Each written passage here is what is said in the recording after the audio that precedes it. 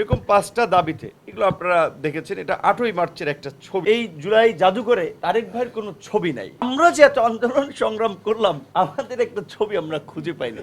যাদের ত্যাগ আছে, যাদের ভূমিকা আছে, তাদেরকে অবমূল্যায়ন করা হয়েছে। তাহলে আমার এখানে জাস্ট দুইটা, আমি ব্যাকডেট থেকে দুটো ছবিটা আপনাদের কথা বললাম যে 23 এবং 24 সালেও আমরা এই একই ইস্যু নিয়ে আন্দোলন করেছি। এবং বাংলাদেশে যদিও সিভিল সোসাইটি কার্যত শেখ হাসিনার ফ্যাসিবাদের সময় অনেকখানি উটপাখির মতো ঝড় দেখে মাথা বালুর মধ্যে গুজে দিয়েছিল, কথা বলা ছেড়ে দিয়েছিল।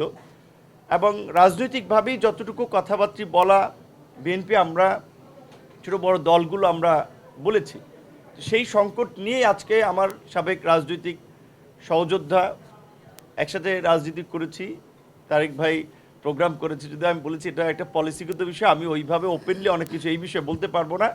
কিন্তু আমি এসেছি মূলত আমার রাজনৈতিক সহকর্মী সহযোদ্ধাদের সাথে যে আমার দীর্ঘদিনের সম্পর্ক, তাদের সম্মানে। আপনারা দেখেছেন যে আজকে এই জুলাই গণ অভ্যুত্থান বা গণ অভ্যুত্থানের পরে গণ অভ্যুত্থানের ঘোষক, এক দফা আন্দোলনের কৃতিত্ব নিয়ে অনেক ধরনের ইতিহাস লেখা হয়, অনেক বক্তব্য ন্যারেটিভ তৈরি করা হয়েছে, এমনকি জুলাই একটা জাদুঘর করা হয়েছে, সেখানে অনেকের ছবি, অনেক ঘটনা প্রাধান্য পেয়েছে। কিন্তু ওইখানে এই আন্দোলনকে সংগঠিত করতে কিংবা এই প্রেক্ষাপট তৈরি করতে যে মানুষগুলো আসলে জীবনের সর্বোচ্চ ঝুঁকি নিয়ে লড়াই সংগ্রাম করলো, তাদেরকে ইতিহাস থেকে একটা নাই করে দেওয়ার চেষ্টা করা হয়েছে। 71-এর মুক্তিযুদ্ধ আমি দেখি নাই, আমার জন্ম হয় নাই। মুক্তিযুদ্ধের পরের ক্রেডিট নিয়ে, মুক্তিযুদ্ধের ইতিহাসের ভূমিকা নিয়ে নানান ধরনের বাহাস বিতর্ক দেখেছি, সেখানে আওয়ামী লীগ টপে ছিল। তো আমার কাছে এই 24-এর গণ অভ্যুত্থানের পরিস্থিতি দেখে মনে হচ্ছে যে আওয়ামী লীগ ওই 72-এর পর থেকে যে সমস্ত ইতিহাস যেগুলো আমাদেরকে শুনিয়েছে, শোনাচ্ছে, এর অনেক কিছুই বোগাস। আজকে এই 24-এর জুলাই গণ অভ্যুত্থান, ধরেন ব্যক্তিগত তারেক ভাইকে, আমরা তারেক রহমানকে অনেকে তুচ্ছ তাচ্ছিল্য করে আম তারেক বলেন, মধু তারেক বলেন, তার যে ভূমিকা, এইটা বাংলাদেশের ব্যক্তিগতভাবে ইন্ডিভিজুয়ালি কয়টা মানুষের আছে? যদি বাংলাদেশের ইন্ডিভিজুয়াল যদি 20টা মানুষের ভূমিকা এই জুলাই গণ অভ্যুত্থানে করেন, তাহলে তার ভূমিকাটা আসবে।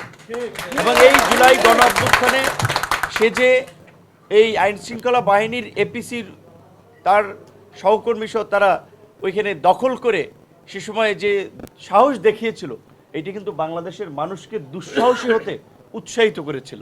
যেই কাজটা শুধু একদিনে তারেক ভাই করে নাই। আমরা যারা এই 2018 সাল থেকে কোটা সংস্কার আন্দোলন করেছিলাম, ওই ছাত্র আন্দোলন থেকেই পর্যায়ক্রমে আমরা শেখ হাসিনার ফ্যাসিবাদকে পরাজিত করার জন্য এবং এই ফ্যাসিবাদের বিরুদ্ধে ছাত্র যুবক তরুণদেরকে সংগঠিত করার জন্য আমরা বিভিন্নভাবে কাজ করেছি। এবং এই জুলাই জাদুঘরে তারেক ভাইয়ের কোনো ছবি নাই।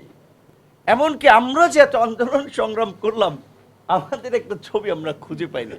তো এটা আসলে মনে করেন আজকে এই জুলাই পরবর্তী সময় আমরা জাতীয় ঐক্যের কথা বলি, নতুন বাংলাদেশ বিনির্মাণের কথা বলি, কিন্তু যাদের দায়িত্বশীল জায়গা থেকে এই ঐক্য রক্ষা করা, ঐক্যকে এগিয়ে নেওয়ার একটা সুযোগ তৈরি হয়েছিল, তারা রাষ্ট্রীয় ওই শীর্ষ জায়গা থেকে বিভাজন করেছে।